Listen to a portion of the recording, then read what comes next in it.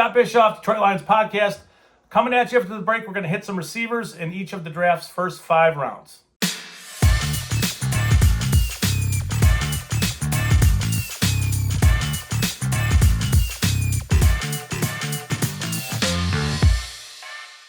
This is Coco. This is our friend of the show. She's the one who snores in the background. If anybody is really wondering whether that was a real answer to a question, yes, this is her. She's a bull mastiff and she's a very sweet dog. Okay, I'm recording this on Thursday, 2 weeks until day 1 of the draft. Approaching this, I'm going to give you 5 wide receivers, 1 for each of the first 5 rounds. Again, I know I said 1 for each round, but some of these guys are going to go earlier than maybe I think. Some may go later than I think, and that's fine. It happens every year.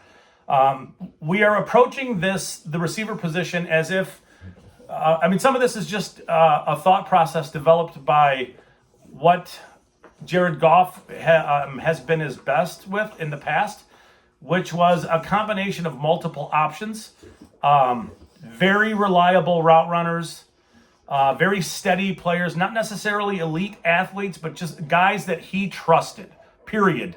And you're going to hear me say that a lot when it comes to Jared Goff, is that he needs to trust his weapons to be in the right spot.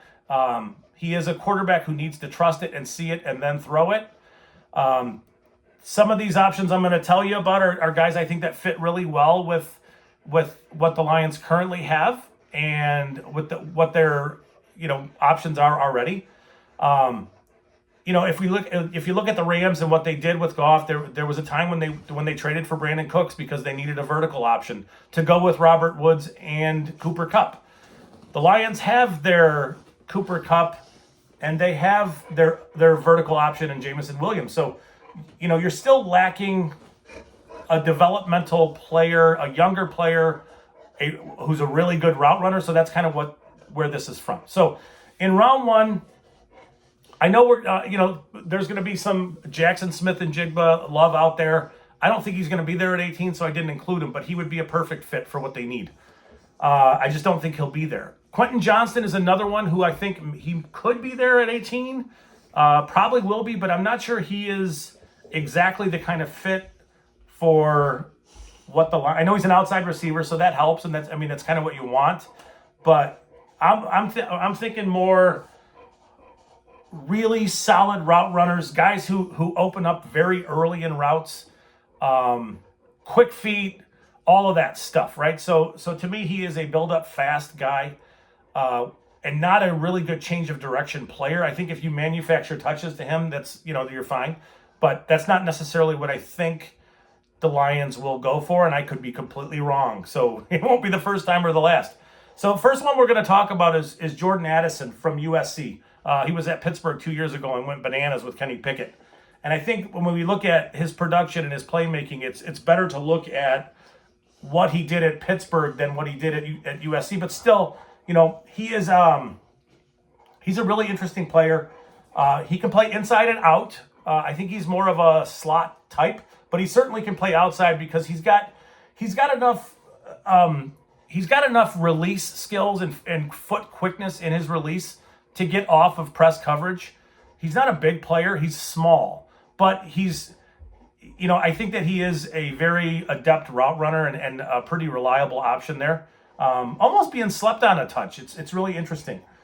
Again, he has a multitude of releases that he can work with, and it allows him to uncover early in routes. Again, small. I don't think you're looking at a player who's going to do real well in the contested catch situation game. That's not his game. But you are talking about a guy who is a very reliable route runner, a very good route runner, a very savvy route runner, all the things that you would want to help you move chains and just continue to move the ball in a good way. He is underpowered and slight. Those things might be knocks on him as a player, but the reality is, where is he going to help you? What are you asking him to do? And I think it's more that you're asking him to uncover early and give Jared Goff comfort. The ball's got to come out. You're not asking Jared Goff to hold the ball for a long time, so the ball's going to come out quick, and he can open up quick. So he'd be a really interesting fit. Definitely a player you'd have to take at 18 or in a small trade back, but he'd be a very, very nice addition to the wide receiver room here. Okay, round 2. I do not think I love this player. He might be my favorite receiver in the draft. Maybe. Josh Downs from North Carolina. I don't know. I put him on this list because I wanted to talk about him, if I'm going to be honest with you. I don't think he'll be there at, where the Lions at 48 or 50. I think it's 48 and 55. I should know that. That's embarrassing. That's not the first or last time on that either. He is small. He's slight. Again, I don't think he'll be there in round 2. But when you look at him, I see a player that wins in a variety of very, very exciting ways. He has quickness to win early and be very effective early. He also has enough long speed to give you some of that too. I think he is a dynamic slot receiver who would give you some multiplicity with Amon. I should not use big words.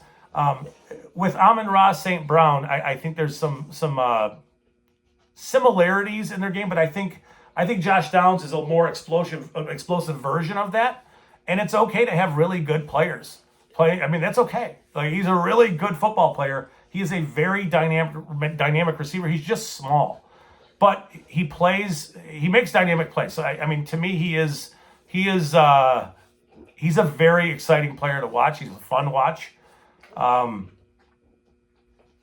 Josh Downs is a player that, if they were to get their hands on him in round 2, I think that'd be stealing. Okay, so now we're on to round 3. This guy does stuff that is just crazy. And in his future, at some point when he hangs up the football cleats, he will be an electric dancer.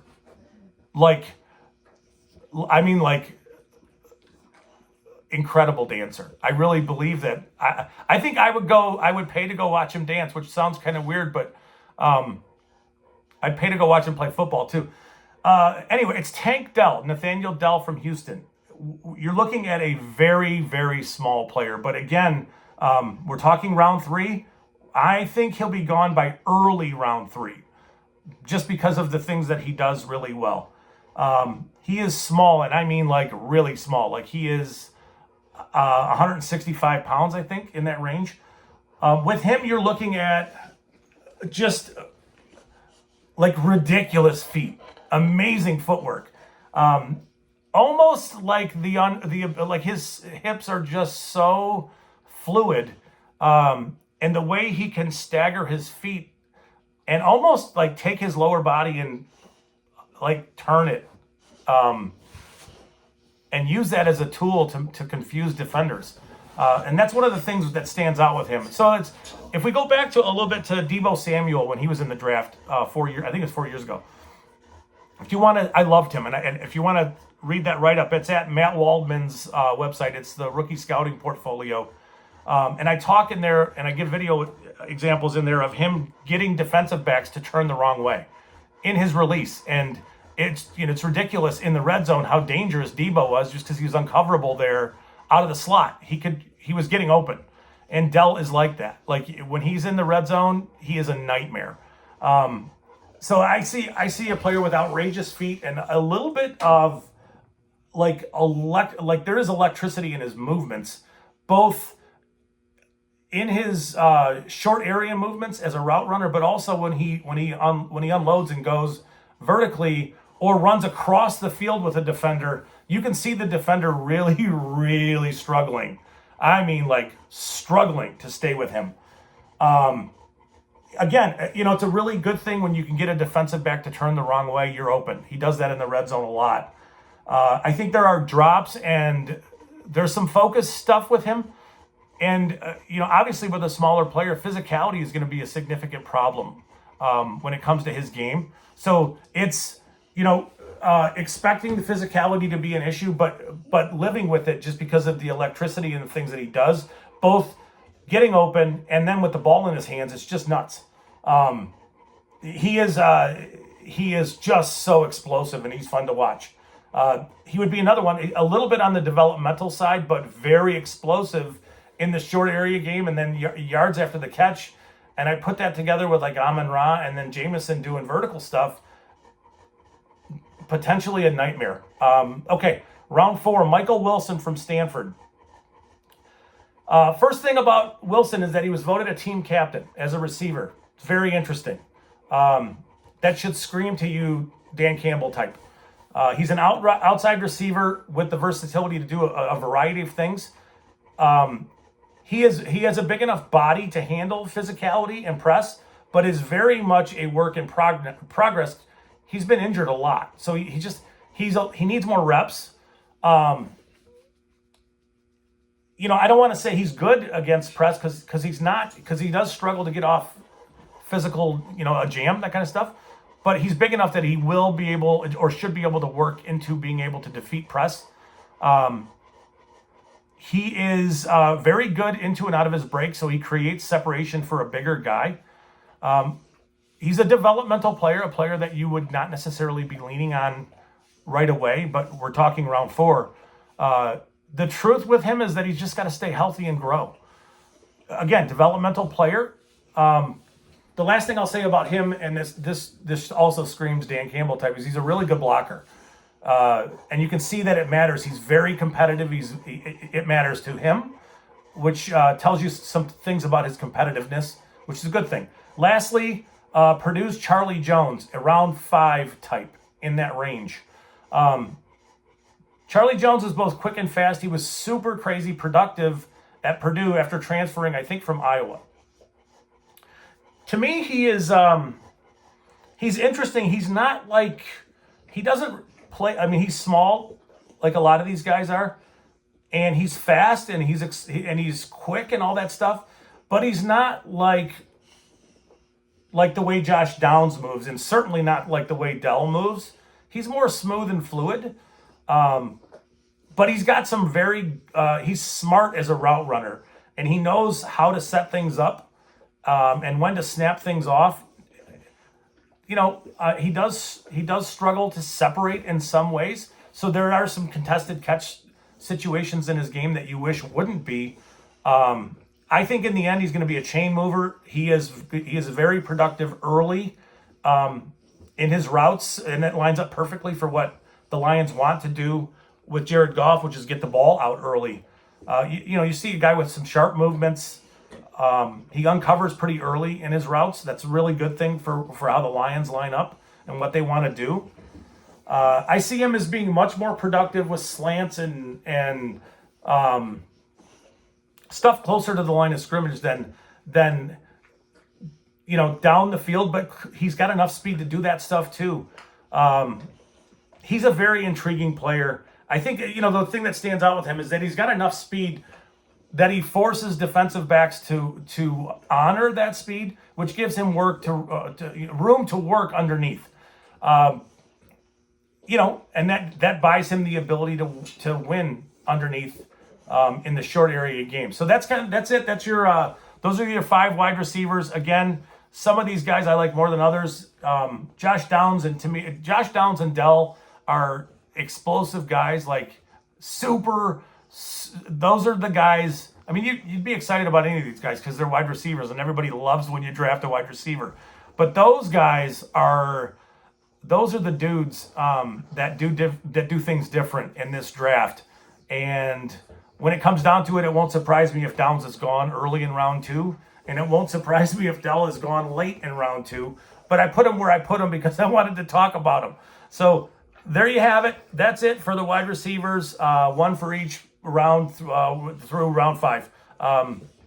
We will have more of this coming for you guys shortly. Thanks. You guys have a good one.